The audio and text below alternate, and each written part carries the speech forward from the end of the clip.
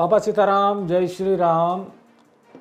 એક સવાલ બધાના મનમાં ક્યારનો રમણ ભમણ થાય છે કે નિર્લિપ્ત રાય સાહેબના આવવાથી આ કેસમાં ફેર શું પડશે. તો ભાઈ તપાસ કરવાના તો તપાસ કરશે, પણ એવું નથી.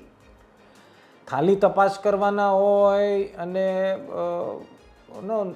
નિવેડો આવી જવાનો હોય તેવી વાત નથી, પરંતુ આ તપાસમાં ઘણી બધી કહાની ખુલી જાય એવી વાત છે. હવે જો એક વાત બહુ સીધી ને સટ એ છે કે નિર્લિપ્ત રાય એક એવા અધિકારી છે, સિંઘમ, જેને લોકો ઉપનામથી ઘણા જગ્યાએ સિંઘમ કહે છે એને.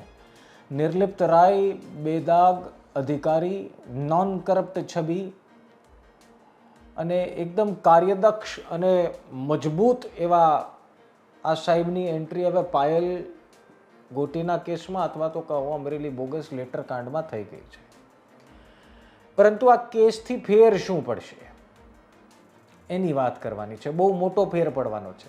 અને હું જે મુદ્દા કહેવાનો છું, કદાચ એ મુદ્દા તમને ના કોઈએ તમારા કાન સુધી પહોંચાડ્યા હશે અને ના એની ચર્ચા કરી હશે. અને એ ચર્ચા શું કામ થાય છે લોકોમાં, એની પાછળ પણ કારણ છે. નમસ્કાર, આપ જોઈ રહ્યા છો નિષ્કર્ષ અને હું છું નિશિત.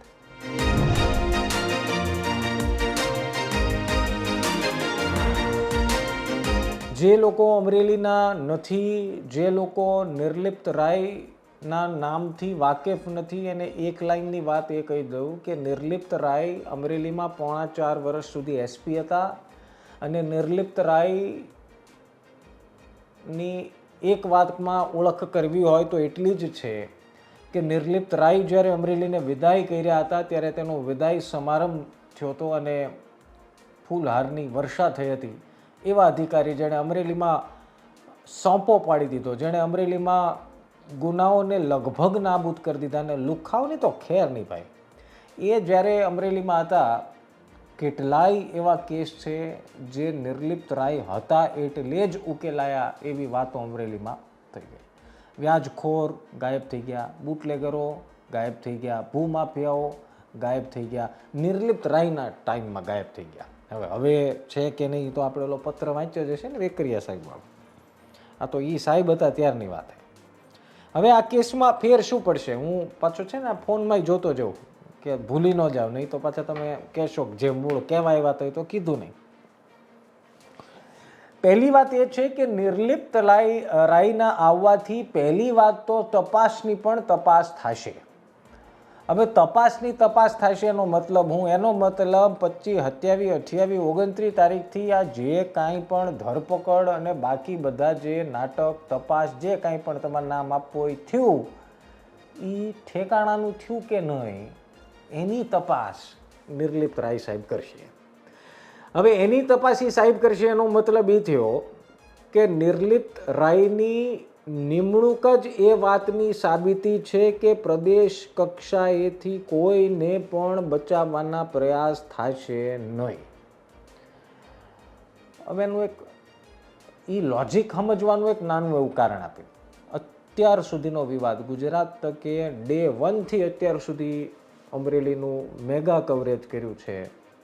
ક્યાંય તમે એક પણ જગ્યાએ એવું જોયું કે પ્રદેશ કક્ષાએથી આમણે આદેશ કર્યા, પ્રદેશ કક્ષાએથી આવું આવ્યું, હાઈકમાન્ડે આવું કીધું? કાંઈ આવ્યું નથી. કેમ કે આમાં ઘણીવાર એવું થાય કે કરે કોક અને ભોગવે આખું ગામ, એની જેવી વાત હે. તમે સમજો કે ઘણીવાર એવું થાય કે એક જણો કાંકરી ચાળો કરે ને પછી આખા ટોળાને ભોગવવું પડે. આ એવી વાત હે. આ થતા થઈ ગયું છે એક મહાન નેતાથી અને ભોગવી રહ્યો છે આખો પક્ષ. કેમ કે પ્રેશર ખાલી નેતા ઉપર નહીં, પક્ષ ઉપર હોય. છબી આખા પક્ષની ખરડાવવાની છે, બચાવવાનું છે આખા પક્ષે.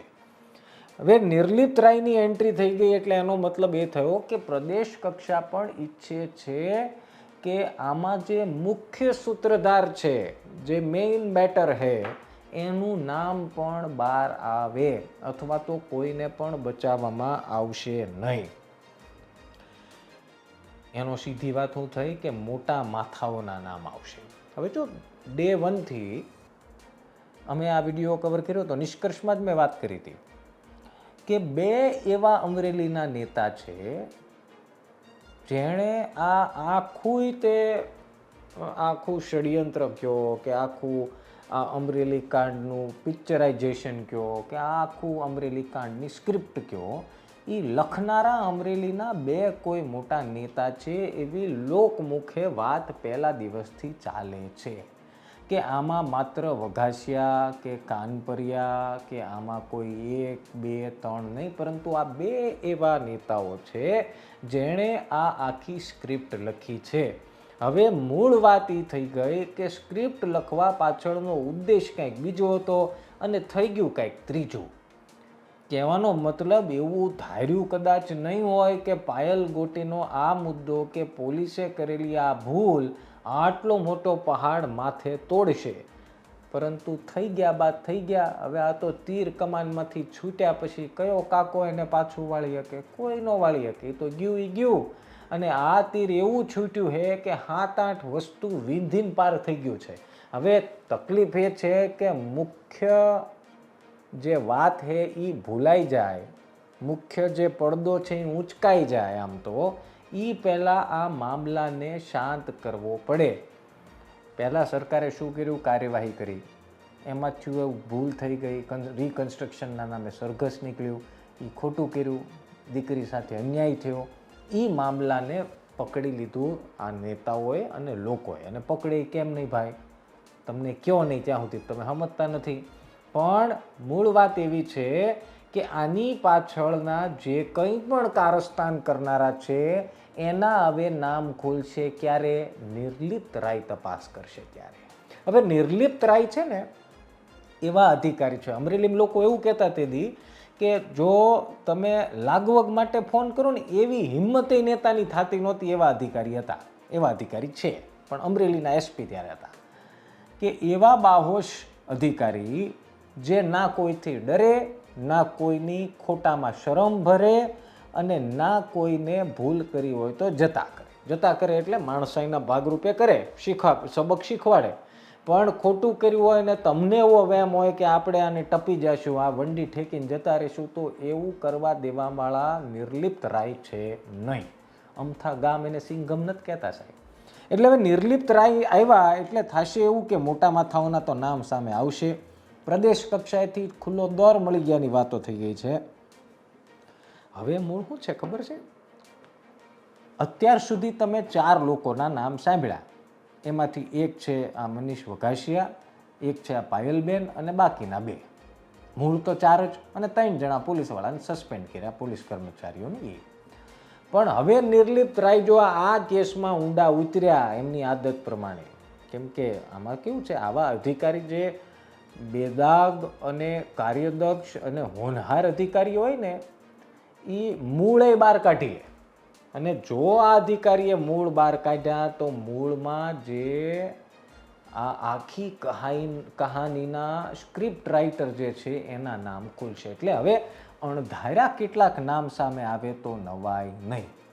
એસઆઈટીની રચના કરી હતી, પાયલબેને નો સ્વીકારી, નો નેતાએ સ્વીકારી, પરંતુ એક દાખલો હવે મને કહેજો આવનારા 2-5 દીમાં કે કોઈ નિર્લિપ્ત રાયનો વિરોધ કરે. કોઈ નહીં કરે, કેમ કે બધા જાણે છે કે આ અધિકારી છે કોણ, બધા જાણે છે કે આ અધિકારી સક્ષમ કેટલા છે.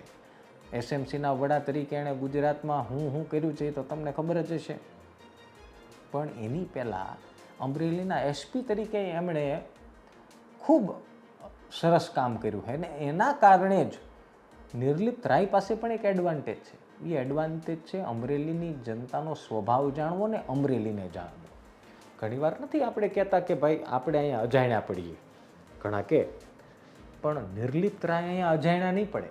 નિર્લિપ્ત રાયને તો ખૂણે ખૂણાની ખબર છે અને અમરેલી જિલ્લાના સ્વભાવની ખબર છે ને રાજકીય સ્વભાવની પણ ખબર છે. અને એટલા માટે જ નિર્લિપ્ત રાયની એન્ટ્રી થતાં આ જે અમુક જે રચયિતાઓ છે ને આના, એ બધા ઉતરી ગયા છે ભૂગર્ભમાં. એમને ખબર છે કે આ ગાળીઓ ફરતો ફરતો આપણા ગળામાં ફસાવાનો છે અને તો જ નિર્લિપ્ત રાયની એન્ટ્રી થઈ હોય. તમે સમજો કે પૂર્વ એસપી અમરેલીના એસએમસીના અત્યારના વડા એને અચાનક આટલા દિવસ પછી તપાસ સોંપી, એનો મતલબ એ થયો કે તંત્ર માટે, પક્ષ માટે ગળાના હાડક્યા જેવી આ મેટર થઈ ગઈ છે ને, એને તાત્કાલિક સોલ્વ કરવાની છે. કેમ કે બીજી તરફ છે આમ આદમી પાર્ટી અને કોંગ્રેસના નેતાઓ, જે ચક્રવ્યૂહ બનાવ્યો એમાં પ્રેશર વધ્યું. ચક્રવ્યૂહની પણ આવતીકાલના વિડીયોમાં વાત કરીશ કે કોંગ્રેસે કેવું ચક્રવ્યૂહ બનાવ્યું ને ભાજપ ક્યાં ફસાઈ ગયું. હવે મુખ્ય વાત, જે પ્રતાપ દુધાત પહેલા દિવસથી આરોપ મૂકે છે ને, અમરેલીના કેટલાક લોકો પણ આ વાત સાથે સહમતિમાં ચર્ચા કરે છે કે આ પત્ર કાંઈ સાહેબ ખોટો હતો નહીં. આ પત્ર એ સાચો હતો, આ પત્રમાં સાઇન સિગ્નેચર એ સાચા. પ્રતાપ દુધાતે અમારી સાથે ગુજરાત તકારેની વાતચીતમાં હમણાં જ કીધું, અને એ પહેલાંય કહેતા હતા. એટલે હવે એ તપાસ થશે કે આ જે કહેવામાં આવી રહ્યું છે કે આ પત્ર કાંઈ નથી, અથવા તો અમે નથી લખ્યો, મારી સાઇન નથી, એની તપાસ થશે. હવે થશે પાયલ ગોટીના વિવાદમાં દૂધનું દૂધ, પાણીનું પાણી, અને પછી થશે એવા નામનો ખુલાસો કે જેની ધારણા તમે કરી નહીં હોય, ના મેં કરી છે. એટલે હવે એ વાતની તૈયારી રાખો કે પાયલને ન્યાય અડધો અડધ મળ્યો છે, સંપૂર્ણ ન્યાય તો મળશે જ, પરંતુ હવે રાજકીય કાવા દાવા પણ થશે. એની પાછળનું કારણ એ છે કે હવે લોબિંગ શરૂ થશે કે આને બચાવી લ્યો ને, આને બચાવી લ્યો ને. વેકરિયા સાહેબ અત્યાર સુધી ક્યાં હતા? એમ બધું ગોઠવણ તો કરવી પડે, નેતા હે ભાઈ. એટલે હવે આ બધી ગોઠવણ શરૂ થાય ધીરે ધીરે. કહેવાનો મતલબ એ છે કે સિંઘમ સાહેબ, નિર્લિપ્ત રાય સાહેબ ખૂબ બાહોશ અધિકારી છે, ખૂબ પ્રામાણિક અધિકારી છે, અને દીકરીને ન્યાય અપાવવાની જ્યાં બધી વાત છે તો આખા અમરેલીને અને આખા ગુજરાતને વિશ્વાસ છે કે આ સાહેબ કરી બતાવશે. અને નિર્લિપ્ત રાયની એન્ટ્રી એ વાતની સાબિતી છે કે પ્રદેશ કક્ષાથી ખુલ્લો દોર છે, તમતાર તપાસ કરો, સાચું બહાર લાવો, અમને કોઈને બચાવવામાં રસ છે નહીં.